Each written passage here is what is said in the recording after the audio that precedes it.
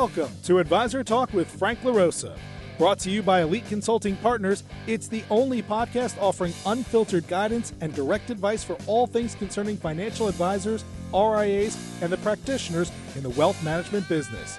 Learn more and subscribe today at eliteconsultingpartners.com/podcast. And now, here's your host, Frank LaRosa. Third day.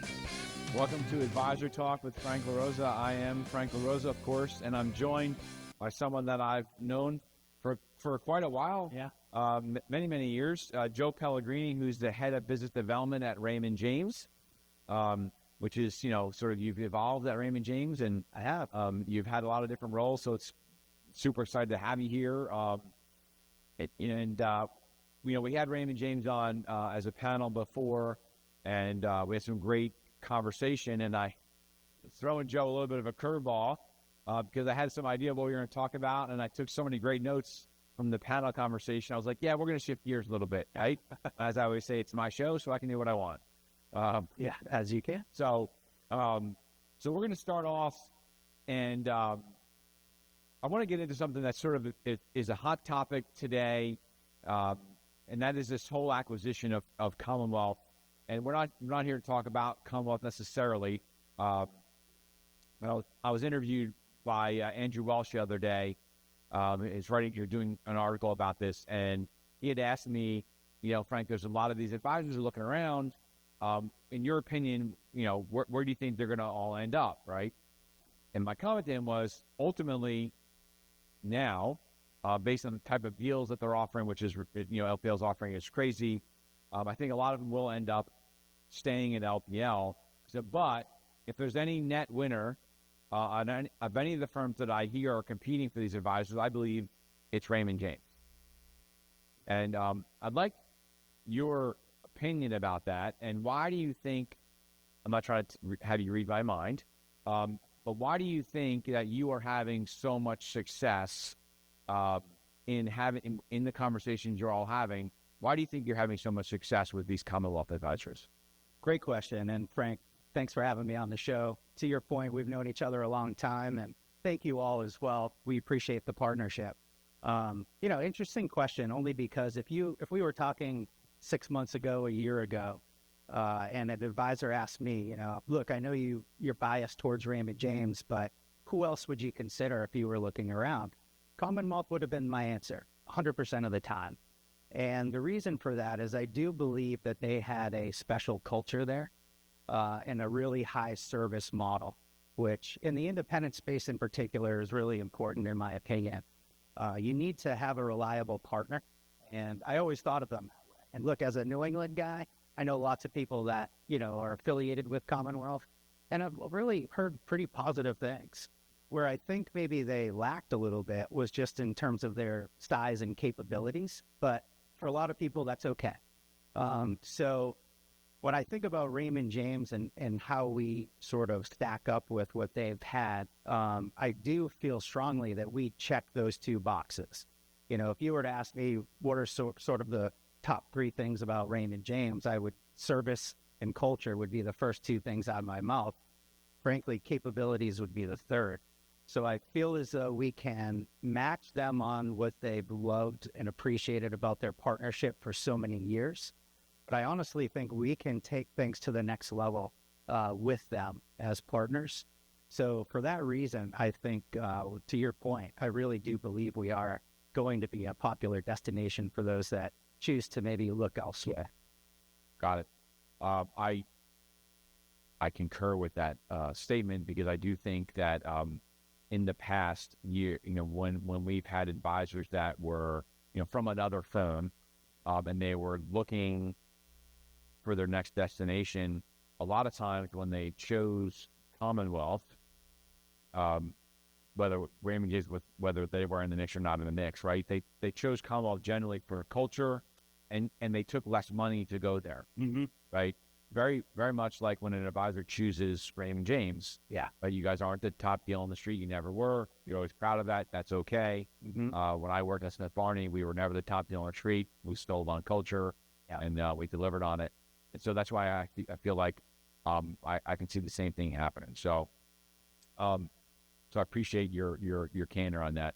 Let me just back up for 1 second, because I got so excited about having this conversation that I forgot one really cool thing. As you, not only are you the head of business development, but you do something very interesting, very similar to what we're doing right now at Raymond James. So tell us a little bit about your podcast. Sure. Yeah, it started a while ago. It's funny how it happened. I think I had heard, actually, I was invited on a podcast of an advisor at Raymond James and came back and thought, yeah, that was so much fun. Why aren't we doing this? So at the time, Jody Perry was the president of our independent contractor division, who I've worked with for 17 years, and basically just gave her a call and said that. And she said, well, why don't you do it? And literally that's how it was born. So we started off, it was an independent-focused podcast in the beginning called Independence in Action. And just recently, maybe within the last 6 months, we've pivoted a little bit to repurpose it to be what we call advisor journeys. So it's really to cover the entire firm, not just the independent channel.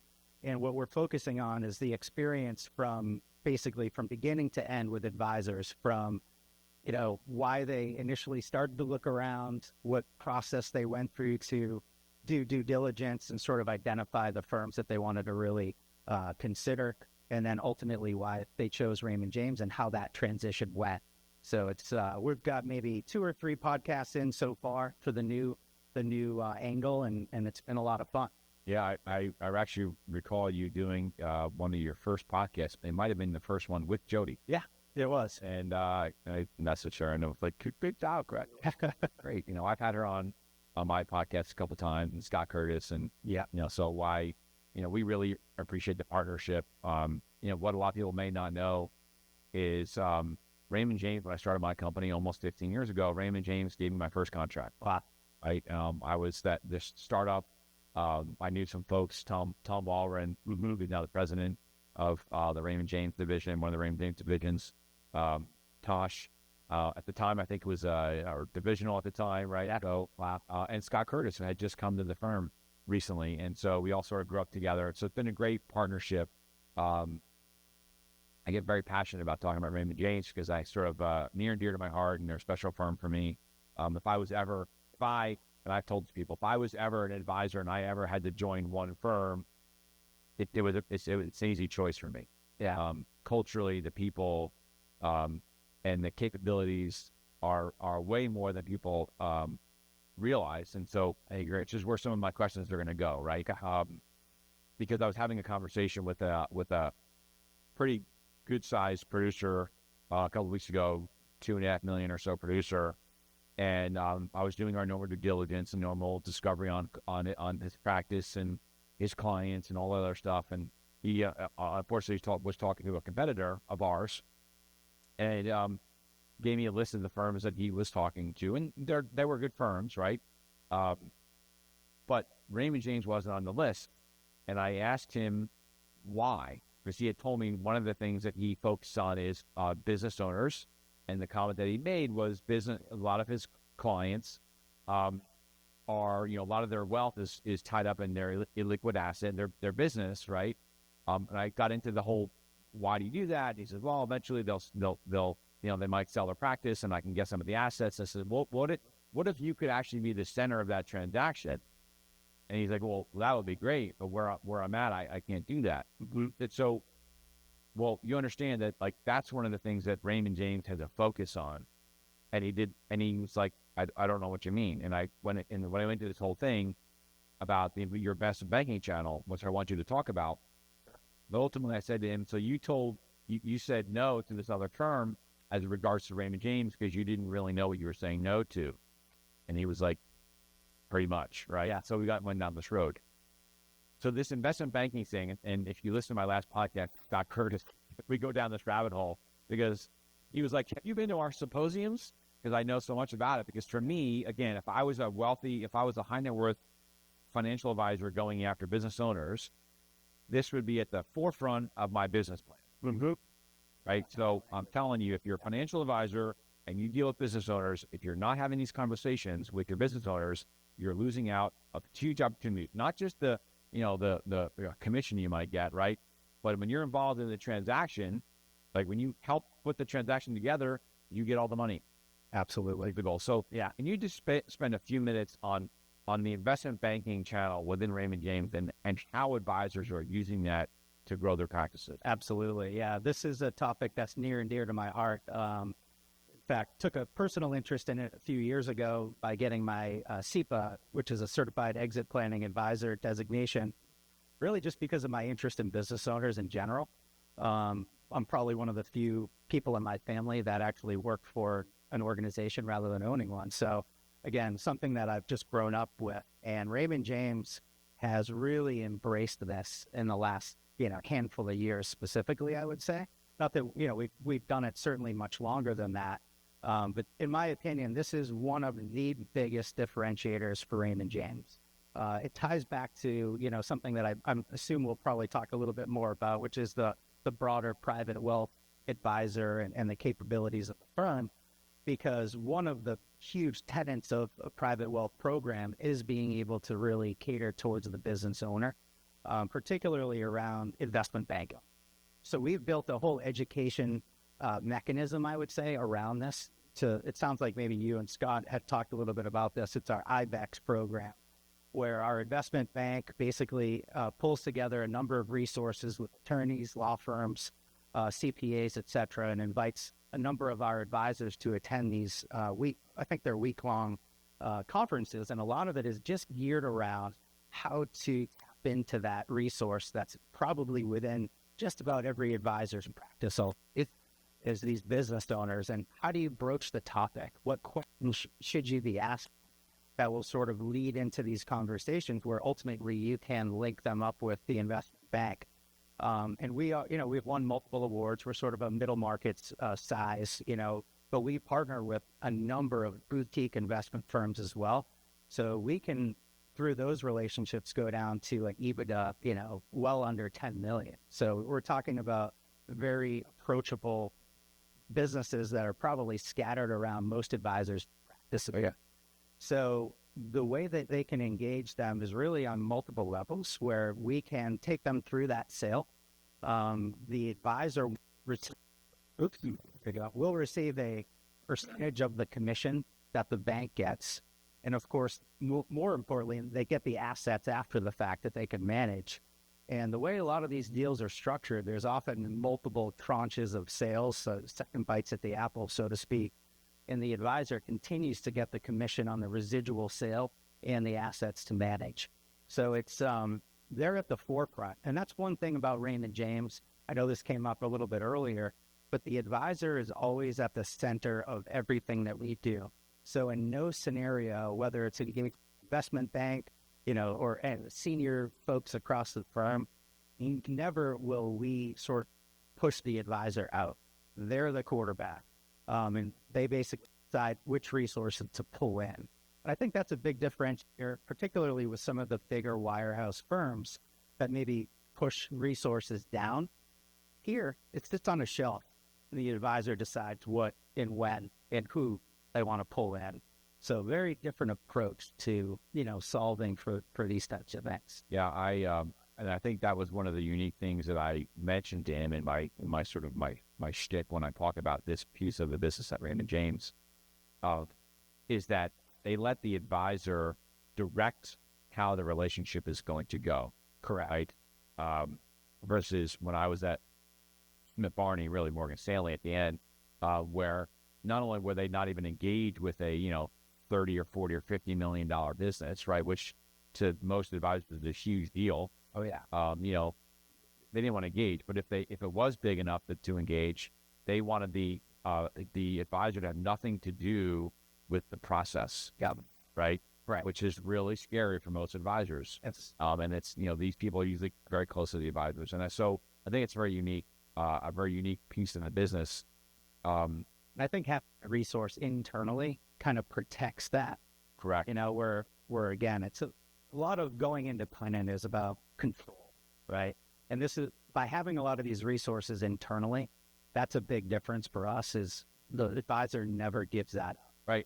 And that doesn't matter whether you're on the independent channel or the W-2 channel. Correct. It's all the same. All the services, I think that's what also a unique thing with Raymond James is, doesn't matter which channel you affiliate with Raymond James, all of the services at the home office are available to everybody. Completely agnostic to the department. Division. And the thing that they learn at the IBEX conference, which is really, really important, is advisors need to start having conversations with their clients and or prospects, right? Because it's a great prospecting tool.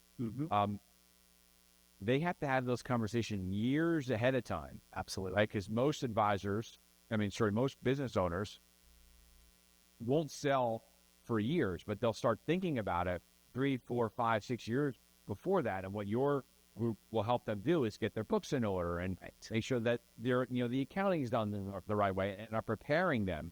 So unfortunately, a lot of advisors get involved with those clients when it's already too late.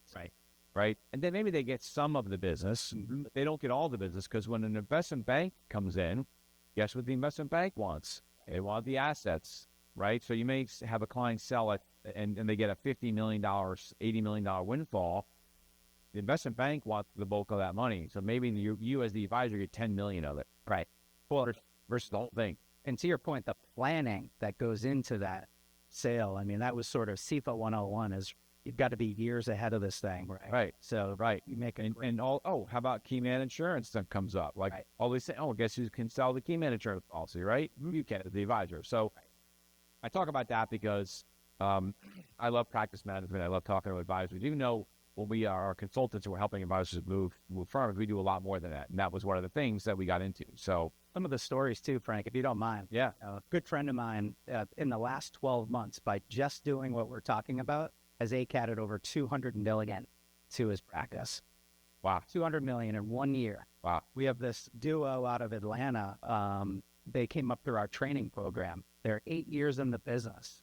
All they do is work with exiting business owners. You walked in their office with 30 million, but you're not in that scenario, they would send you down the hall. I mean, that's how, disciplined to what they do. And they just crossed $1 billion in assets 8 years in. So this stuff, it's not just like talk. This stuff works. Yeah, all the wealth in our country is controlled by business owners. It's not how it. Yeah, over 90% of them are baby boomers. Right. So this isn't, and they're like widget companies. I call them widget companies. Yeah, it's random companies. There's the local advisor in our marketplace.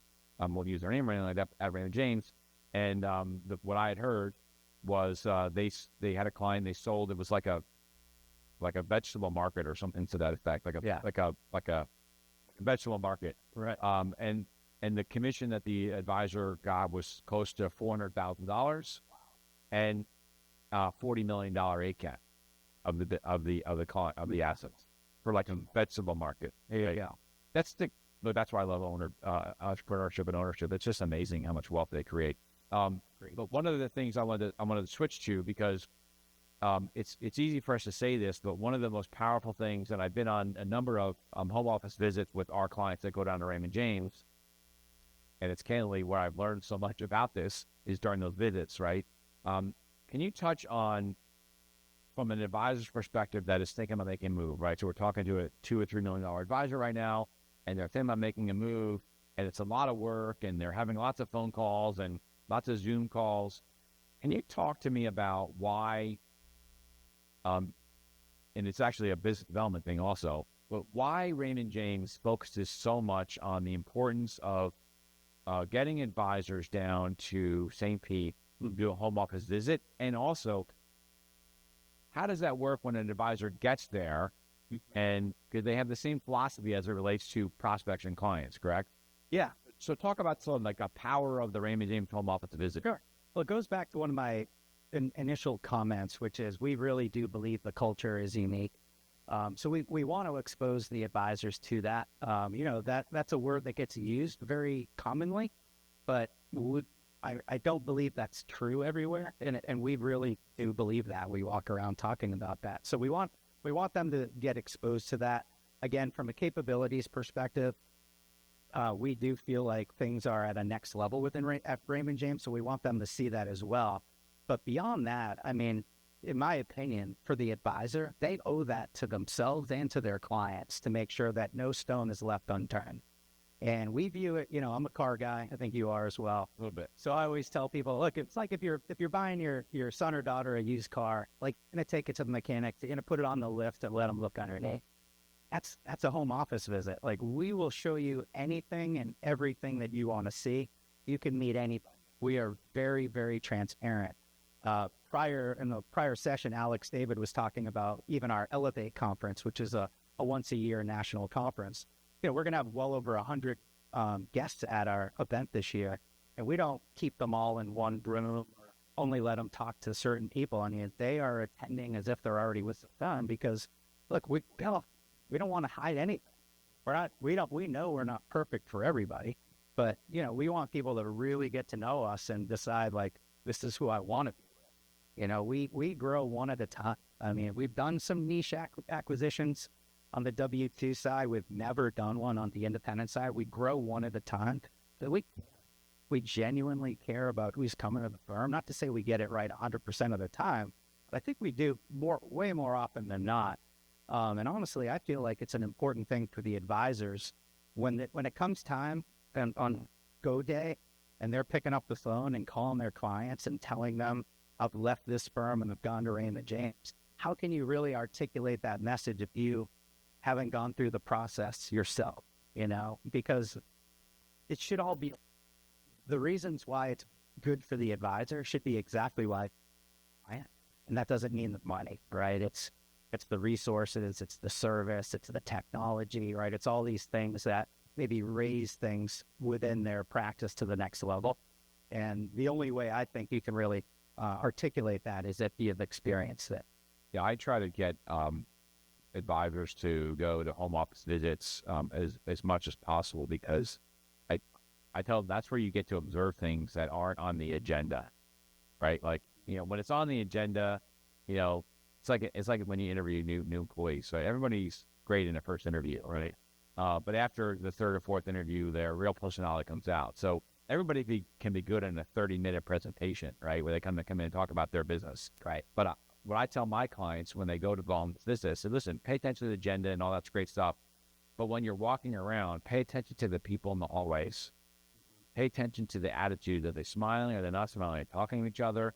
When you get in the elevator, do they say hello to you? Like, what's the experience from when you come in? Yep. And to me, I think that's the difference because that's really what the culture is, right? It's like integrity is how you operate and what you do when people aren't looking, right?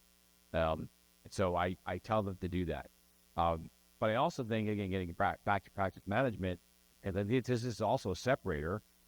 Raymond James has a whole process for advisors to do the same thing for clients and or prospects. I think the number is $2 million, maybe $5 million. I'm not sure, but I think last time it was $2 million. 2.5. 2.5, right? Where you can bring the I think it's called a bio visit or something like that, right? Correct. I call it a home office visit, but like a bio. I mean, it's very similar. So bio stands for by invitation only. So it's an opportunity for an advisor to invite a client, a prospect, or even a center of influence down to the home office. And they essentially get sort of a white glove type of a day. We have a whole wealth planning team that supports the bio program. So essentially the advisor would engage with a consultant from that department and trying to solve for whatever it is the advisor is trying to show their client. So we often said there's sort of two types. There's a commercial bio where it's like, hey, come down to the campus. We've got 8 buildings and it looks good. And you see Tom James's art collection, which is, one of the largest in the country. Maybe you play golf. It's a bonding experience for the advisor and their client, but ultimately they're just kind of showing off who's behind them. And then there's the more common one, which is a more strategic one. And it could go back to what we were talking about a couple minutes ago. Maybe a client's been a $2 million client for the last 30 years, but they're selling a business, they're going to be a $200 million client. So their whole worlds from a financial perspective, well, every perspective is about to change, right? So we would put an agenda with the advisor together for that day. That's going to be highly customized to whatever you're trying to accomplish. So chances are senior leadership will be involved, but again, it's going to be more of the trust company, the planning team, maybe the bank, the charitable folks, et cetera, et cetera. So it's sort of wrapping our resources around the case. And we ask the advisor to define the success rate. We don't dictate that. And we measure it at about 96, 97%. So I ask you, what's the success rate? if they come down, we're going to help them. And we will help them get that job done. And that's been highly successful. I think we do approximately 400 of them a year. Yeah. Yeah. I love having that conversation with someone that's considering going RIA. And I say, so what do you think the experience is going to be when you bring them to the Pershing headquarters or the Schwab headquarters? Yeah. Right? They laugh. Oh, you can't do that. I said, exactly. Yeah. You know, I like that. And so that's what you're paying for, right? And you're going to bring it to an operations room, and it's going to be a bunch of people in cubicles. And, Right. you know, so. And even on the W-2 side, I know a lot of firms have this type of program, but it might be accessible at 25 million, right? We'll go down to two. We know 2.5 was not a big number. We keep that artificially low just to welcome folks to use the program. In full disclosure, in the winter months, you know, we're in Florida. We do raise that to 5 million.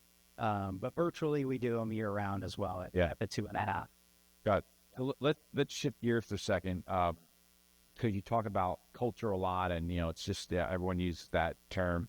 But there's one thing that resonates where you essentially put your money where your mouth is, where a lot of firms cannot really say this, especially on the W-2 side. Maybe on the 1099 side, they can, right? But on the W-2 side, the idea of book ownership and, you know, something that I learned today, which I'd like to ask you about, Raymond James puts in their contract that the advisor owns their clients, like whether you're 1099 or you're W-2, right? Correct. But talk about why that's really important, and talk about what actually happens when someone decides, in the rare event, because I think your attrition rate is less than 1.5% or something like that, right? Regrettable attrition, right? Right. So it's not that a lot of advisors leave Raymond James, but on occasion, you know, someone probably needs the money, and so they got to leave, right? More often than not. Exactly. Which we'll get into that also. But tell us a little bit about why that's really important and how that actually works, because I don't think people really understand what you actually do if someone were to leave. Yeah, I mean, I think it kind of, I'll just zoom out a little bit. I think it goes to the structure of the firm and the different ways that you can affiliate with Raymond James, right? Ranging from a bank channel, W-2, employee independent, independent, RIA, hybrid RIA, right? Any way that you can be a financial advisor at Raymond James, we have it by design. But going back to the question, I think we benefit from each other because of that. And look, on the independent side, we have a wirehouse capability set because of our W-2 side. On the W-2 side, they have book ownership. We have an independent side. So again, we almost all benefit from one another from that perspective. But it's true. It's in writing. If you're at Raymond James in a W-2 office and you decide for whatever reason Raymond James isn't the best place for you and your clients anymore and you want to go somewhere else, we will literally not call your clients. We don't distribute your accounts across the branch. You know, all the accounts go into a house account. We send a letter out to the client letting them know that their advisor left, where they went, their contact information. We encourage them to go with them. Now, after a certain amount of time, I'm not sure exactly what it is. That's like 6 months, I think. I was going to say something like that. You know, we have to begin to service those clients, but we have a dedicated department that just does that. Again, we're still not dispersing them amongst the advisors. So, to your point, we walk the walk. Yeah, and I thought that was interesting because I recently had an experience talking to Alex David about it. Apparently, he did too. And a friend of mine, who's also an attorney one of my attorneys, left his law firm and went to a new law firm. Mm-hmm. And I got an email from the old law firm. I got an email, and I got a letter in the mail that he left, and he went to, he left. Here's the new contact information. Yeah, you know, like, please let us know if you're interested in moving with him. Check this box, and we'll have all your information, send all your case stuff, blah blah blah, sent over to him. I remember getting that letter and thinking, how professional, how courteous of them to not encroach on my relationship with my attorney and friend, right? Now they know it's my friend, but same thing. And why can't our industry do that? You know, for whatever reason, I just feel like so much money to go around, like that, and a lot of firms that just for whatever reason, lost sight of the fact that this is a relationship business, and it's two-way, right? It's all about the advisor and the relationship they have with their clients.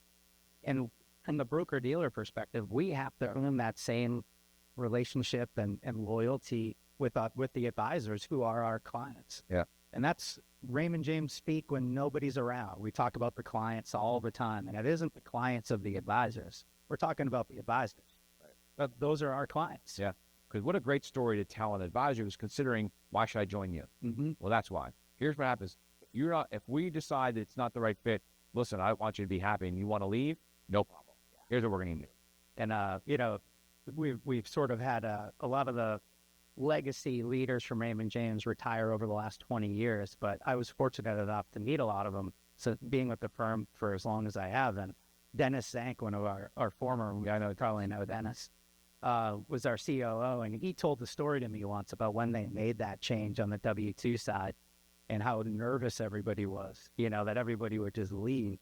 And here we are, I don't know, 20, 30 years later, whatever it is, and we're, sitting at attrition at 1%. Yeah. So it's kind of interesting, Yeah, no, I get it. So let's move on in the interest of time.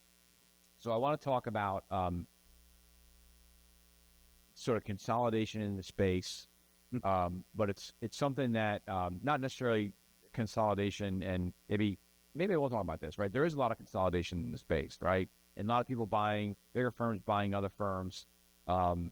And I'm curious to hear what your opinion is, or what Raymond James's position is right now of, or why isn't Raymond James sort of in the acquisition mode? Is the first question.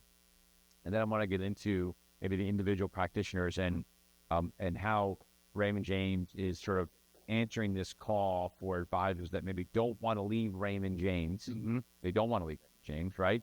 But they're looking at these checks to buy 20, 30% of their practices, and they're really struggling to be like, what do I do? What do I do here? And so what is Raymond James? Because it's sort of consolidation, because it's these people coming into our space with money, right? Try to consolidate firms, right? So one, is Raymond James going to get into that game? And two, how are they addressing the needs of the Raymond James advisors that are maybe looking to partially monetize? Yeah, great question. And it's interesting times on all those topics right now, especially given the most recent news. So I can't say that Raymond James isn't in that game.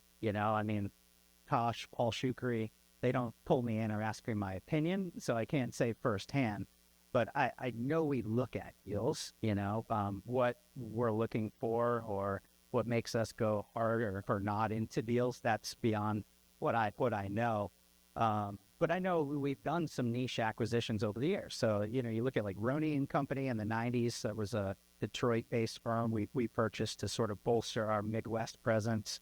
Morgan Keegan 15 years ago, which Cortland here in the audience was part of. Great acquisition. I mean, just if nothing else for Cortland. You got Cortland. There you go, right? Just for that transaction. But they really bolstered our fixed income capabilities. Yeah. We were strong before, but now with them, we're a top 3 municipal underwriter in the country, which again, this is another unique aspect of the firm. And then Alex Brown came, in the previous discussion as well. That really bolstered our ultra high net worth capability. So the firm is absolutely looking for these niche type acquisitions to fill gaps or maybe bolster areas of the firm. We've done some banking things in Canada, and we continue to expand our presence in the UK, et cetera. So we're active. But in terms of if we're sort of out there proactively trying to buy firms that aren't maybe on the market, that's beyond anything that I would know.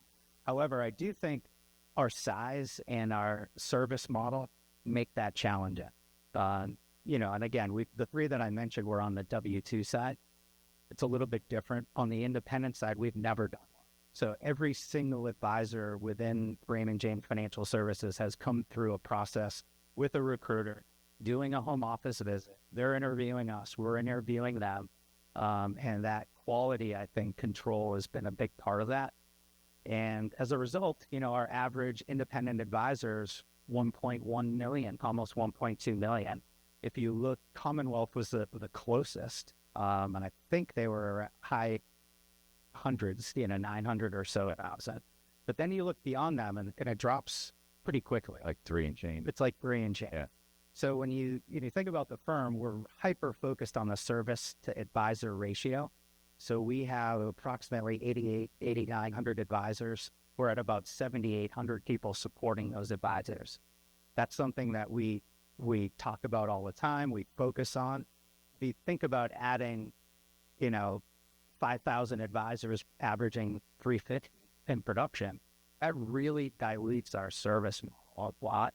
So I think that's a challenge. I would guess if we could scrape the top 10% of an acquisition, we'd probably do it more often, but I don't think that's realistic. Most of these firms want to, be purchased in their entirety. So I do think that plays a pretty significant role too. And also the fact that all of our advisors own their practices, so we have to have them in mind. And I'll tell you, even on the recruiting front, it sometimes can create frustrations for me, right? Because I want to recruit more and more. That's my job. But we never move forward without taking into consideration, how is this going to impact our existing advisors?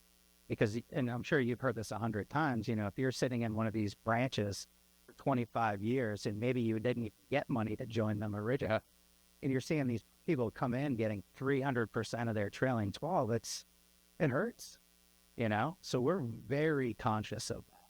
Sometimes, again, my frustration. I think that I've been pretty vocal about this, and I don't know. I yet to see how it's going to play out. But with the acquisition that LPL made, Commonwealth, and what I'm hearing, the numbers being that they're the retention numbers, right? So you look at the deal that they paid, right? Yeah, the retention numbers that they're giving, because that number that keeps going up is, I guess apparently they're renegotiating some of the advisors, right? That's a lot of advisors to bring on board to not make a ton of money, right? Because absolutely, they're certainly not making it on the override, so they're probably making it on the cash sweeps and all that other stuff, right? But it's also a lot of advisors to pull into the business, which puts strain on service, right? And I wonder, again, to be determined, what that's going to do with the payouts that are being offered, all that stuff, what that's going to do to people that are sitting already at LPL, that have been good stewards of that organization, have been there for many years, who aren't getting paid what these new guys are getting paid. Yeah. I'm curious to see what happens there. Well, and also, I think a lot of advisors have been approached by LPL, regardless of this acquisition, over the last few years. They've just been hyper aggressive on recruiting. Yeah, look, they're aggressive and they're using a lot of money, and I'm saying good for them. Yeah. But be careful what you wish for. Right. When I was a manager at Smith Barney, we were I learned from a great, God rest his soul, someone named Ron Ferrelli, who was my mentor, and another gentleman, Bill Agee, was my branch manager, and then I worked for him. He always taught me, be careful who you hire into your branch, right? Because one wrong hire can ultimately destroy the culture of a branch, right?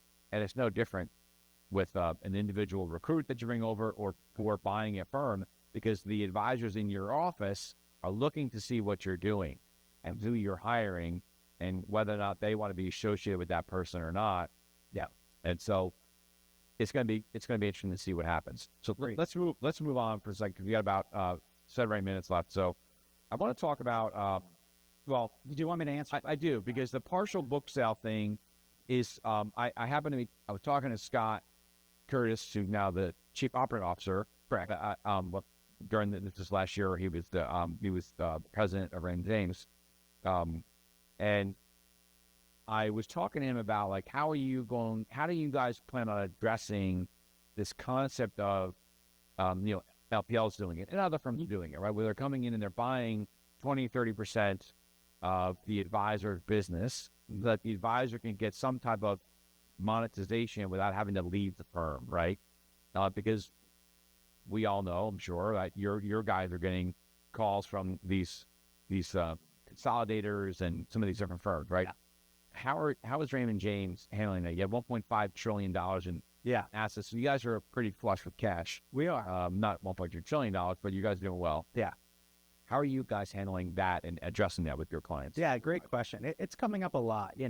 Philosophically, I have my opinions on it, but Raymond James actually has a new program today that's in pilot. It's called Liquidity Solutions.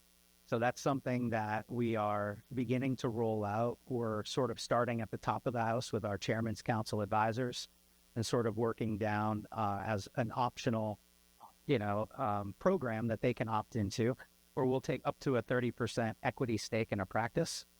We take no operational control whatsoever. So the branch still maintains full autonomy in terms of their staff, their process, their operations in general. So we underwrite every deal uniquely. So, it's not like a blanket multiplier. This is sort of what you can expect. We're going to look at every single practice uniquely. And we have a process by which we do that, with certain things being helpful, right? Growth and, other components that really can increase those multiple numbers. But it's in line with what from what I've seen, it's in line with what the industry is doing from that perspective. So it's a great program. And again, I think the fact that they maintain ownership and control is the big part of it. And the way that we build the program is, though, after a period of time, the advisor gets 100% ownership again at some point.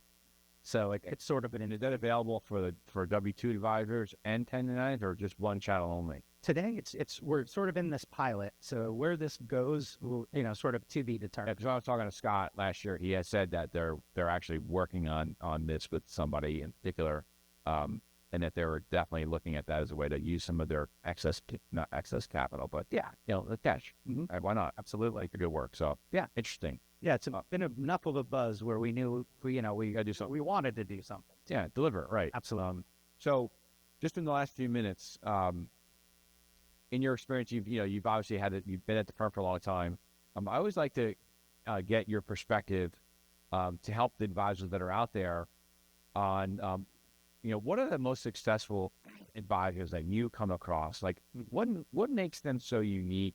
Like, you see a room of really ultra successful financial advisors, and I always find that there's commonalities. Yeah. So at Raymond James, like, what do you see as those commonalities, and what do they do to grow their businesses, right? And then, almost more importantly, like, what are they doing right? What are they doing now? Yeah. That in terms of operation. So I have to answer that question and incorporate the private wealth. So there's going to be a little bit of, re-emphasizing what we talked about.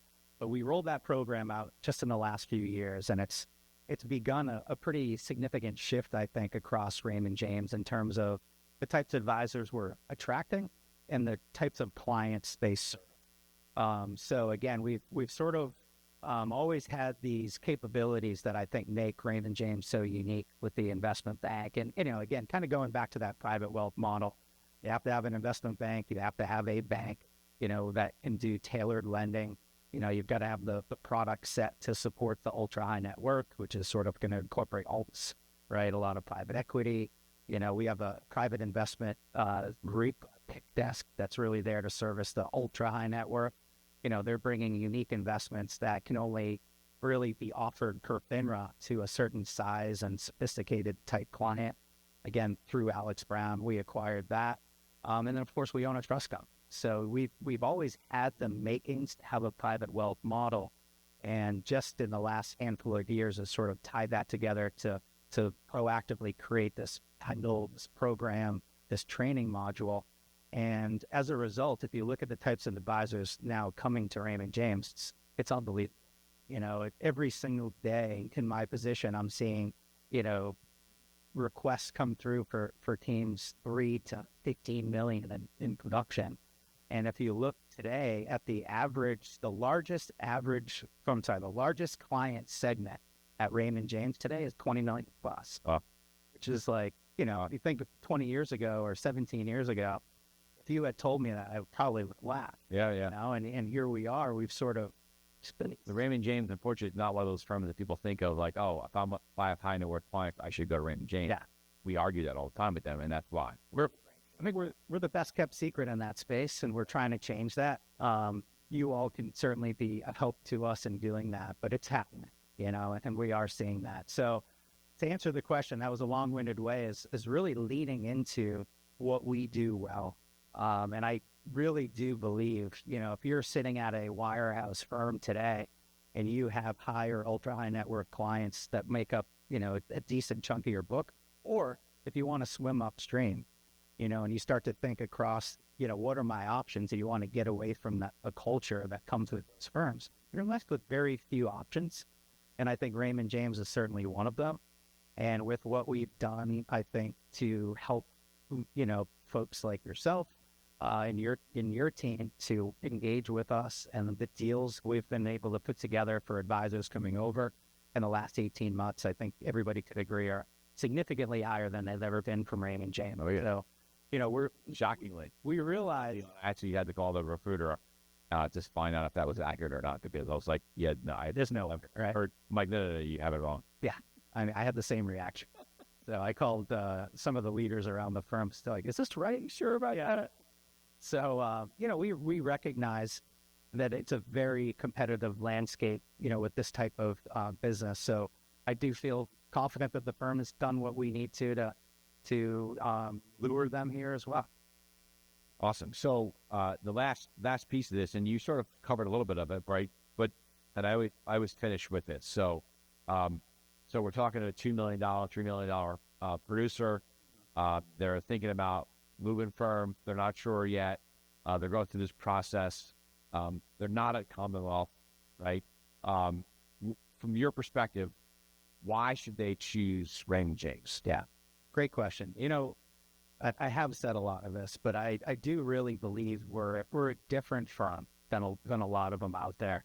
And I recognize that most people probably feel this way about their firm, but look at us. That would be my ask, is to Alex David's point earlier.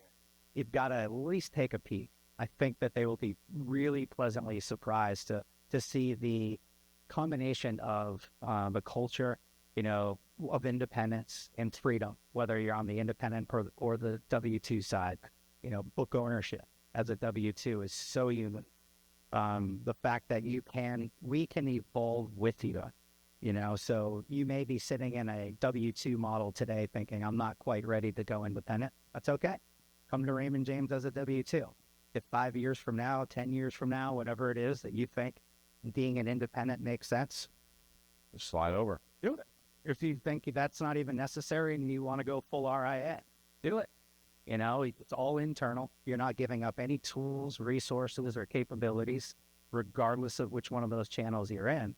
So, you can essentially have the chassis of the wirehouse that you're used to operating with as an independent advisor or an RIA. I mean, that's a very unique value proposition. And to be able to engage these ultra high net worth resources, again, to retain and attract folks, just puts us in a very unique space, and all internal, which is huge. But, and I have to say this, at least on the independent and RIA side, it's an option. So if you want to strike up a relationship with a local bank or credit union and facilitate your lending capabilities through that, great. Or if you want to use an outside trust company, go for it. I mean, we're not going to force you to use the Raymond James capabilities. I mean, sometimes we have to, and it's like from a compliance or regulatory perspective, but we have sort of that balance of tremendous internal resources, but also the open architecture. So it makes us very unique. Yeah, I thought it was interesting. In the previous session we had, we were talking about, your lending services and trust services and all of those other things, right? That you own a bank, but you actually own two banks. Yeah. And that second bank is who the majority of your competitors on the independent space actually use. Kind of. I think that's sort of ironic. Yeah. And then the other thing we didn't talk about, which I'm frequently asked this question as another reason why should I look at Raymond James? Not necessarily why should I go to Raymond James, which is sort of a similar question. And they usually ask me, well, who's got the best technology in the space? And my answer always is Raymond James. Yeah. As far as a turnkey, bundled, on-platform advisor experience and client experience, it's Raymond James, hands down. Closely followed by, and which is a surprising thing for a lot of people, Ameriprise. Yeah. Very similar, but I think that's something that advisors overlook. Yeah, as well. I mean, our tech budget this year is $975 billion. I mean, it's pretty wild. We have, I think, something like 1,800 people in just IT, 24/7 tech support. one of the coolest rooms I've been in when I go to home offices is your your tech cybersecurity building, right? It's like a Star Wars type of battle station thing going on there, and it's impressive, but freaky. It was scary because you realize how many attacks. It shows how many attacks are being hit every day, every minute, right? Or every second, I think, as you see this thing going, and you're like, what's that? That's who's trying to hack somebody right now in our system. We have on that front, we have a really unique offering that we put in print, and it's if any client's account is hacked by no fault of their own. So there is a disclosure. If you leave your laptop open in the airport, not click on a link, they got a free iPod from somebody. Yeah, right. But if somebody's hacked and losses are, occurred, we will cover them. That's in writing. So that's how confident we are in our cybersecurity. And as you know, nowadays, I can speak firsthand. This is one of my biggest fears is, getting, your identity getting accounts hacked and all that kind of stuff. So for me, I do everything at Raymond James for that reason alone, on the banking side. Yeah. Awesome. Well, listen, thank you very much. I appreciate it. It was great to do this with you. We should do some more and promote your podcast, and hopefully we can get you going on that too. Thanks. I appreciate everybody listening. Thanks for joining the show. If you have any questions, you want to talk to me about more of the resources at Raymond James, you can email me at frank@eliteconsultingpartners.com. Don't forget to check out our Instagram account, which is franklarosa.elite, 266,000, almost 267,000 followers. We'll work on Joe getting his Instagram account up there too one day. Thanks for joining us, and Joe, thanks for having me. Appreciate it. Yep. Thanks a lot. Thanks for listening to Advisor Talk with Frank LaRosa. If you're looking for more advice or solutions on any topics in the financial services industry, or you just want to subscribe to our podcast, head on over to eliteconsultingpartners.com/podcasts.